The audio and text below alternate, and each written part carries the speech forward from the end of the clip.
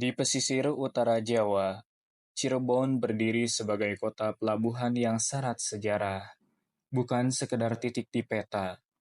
Cirebon adalah persilangan budaya Jawa, Sunda, Tionghoa, Arab, dan Eropa berpadu dalam harmoni.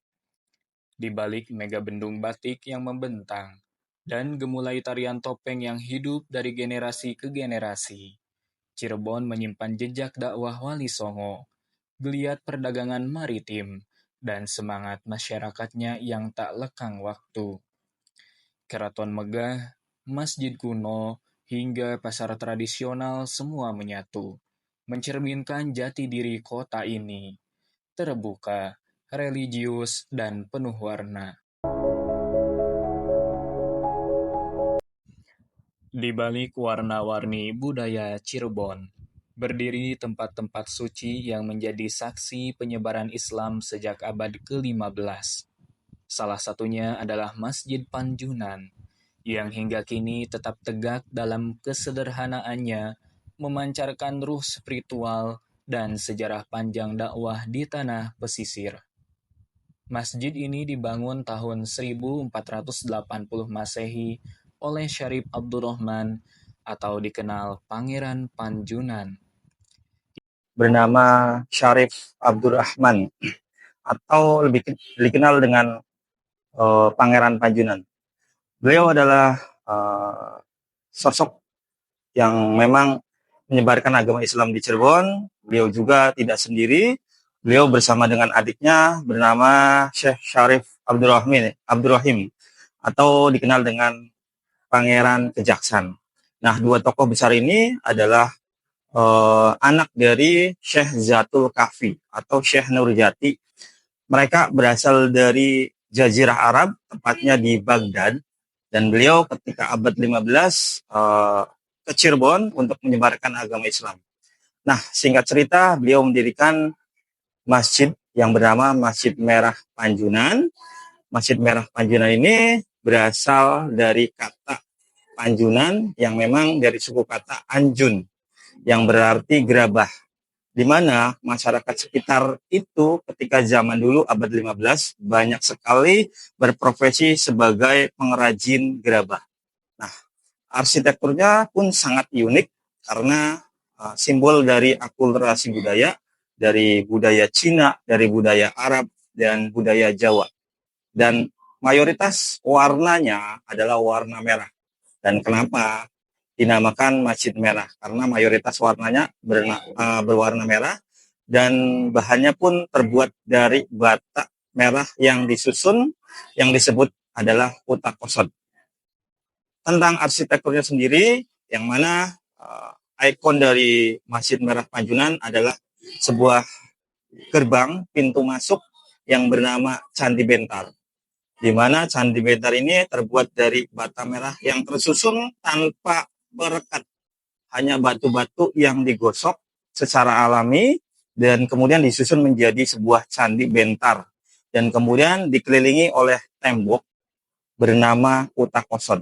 Nah, temboknya ini pun ditempelkan berbagai macam keramik asli khas Tiongkok, dibawa oleh seorang tokoh juga bernama Putri Ong Tin yang berasal dari negeri Cina.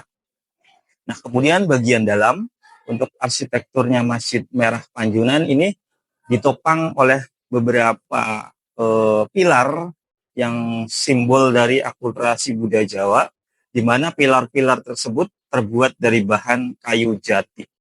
Dan kemudian di sekeliling tembok-tembok bagian dalam pun dihiasi oleh beberapa keramik peninggalan Putri Ong Tin dari negeri Cina.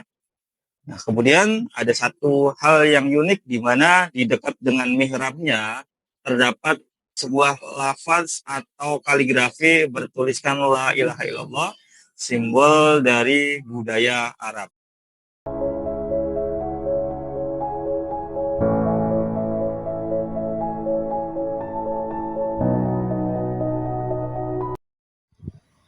Masjid Panjunan bukan hanya bangunan tua, ia adalah simbol tentang bagaimana Cirebon tumbuh dari toleransi, dari perjumpaan lintas budaya, dan dari keyakinan yang disampaikan dengan kelembutan.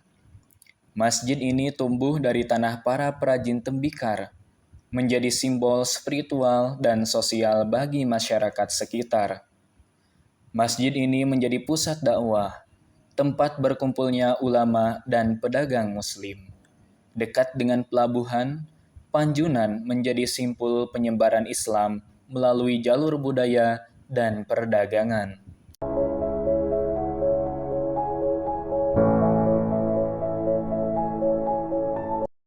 Oke, bicara tentang tradisi yang ada di Masjid Merah Panjunan, jadi ada beberapa tradisi yang masih terjaga sampai saat ini, di mana tadi saya menyebutkan juga bahwa saya di ruang paling dalam itu memang untuk kesehariannya tidak bisa dibuka, hanya beberapa momen tertentu dibuka seperti halnya momen Hari Raya Idul Adha dan Hari Raya Idul Fitri, di mana ruangan tersebut dibuka untuk masyarakat umum. Kenapa? Karena menjaga marwah dari sebuah Masjid Merah Panjunan, di mana ruangan tersebut dulunya adalah merupakan tempat untuk berdiskusi dan menyusun strategi untuk penyebaran agama Islam di tanah Cirebon bagi para wali songo yang ada di tanah Jawa. Meski berusia lebih dari 5 abad, Masjid Panjunan tetap hidup. Warga setempat menjaga dan merawatnya. Dari ibadah sholat, pengajian, hingga perayaan hari besar Islam, spiritualitasnya tak pernah hilang oleh rentan zaman. Oke, untuk poin selanjutnya, bagaimana peranan Masjid Merah Panjunan bagi masyarakat sekitar? Di mana Masjid Merah Panjunan ini adalah sebuah tempat ibadah, di mana sampai saat ini digunakan secara rutin untuk ibadah umat muslim, baik sholat 5 waktu, baik untuk iktikaf dan lain sebagainya. Hanya saja untuk sholat Jumat tidak bisa di Masjid Merah Panjunan, karena sejak zaman dulu untuk sholat Jumat itu dikhususkan di Masjid Agung Sang Cipta Rasa. Jadi sebagai menjaga tradisi sampai saat ini dijaga tidak bisa untuk sholat Jumat di Masjid Merah Panjunan. Kemudian peranan selanjutnya adalah peranan tentang cagar budaya yang memang bisa dimanfaatkan untuk objek pariwisata unggulan bagi masyarakat Kota Cirebon. Apa harapan untuk Masjid Merah Panjunan ini bagi masyarakat Cirebon dan khususnya bagi generasi muda yang ada di Cirebon dan sekitarnya?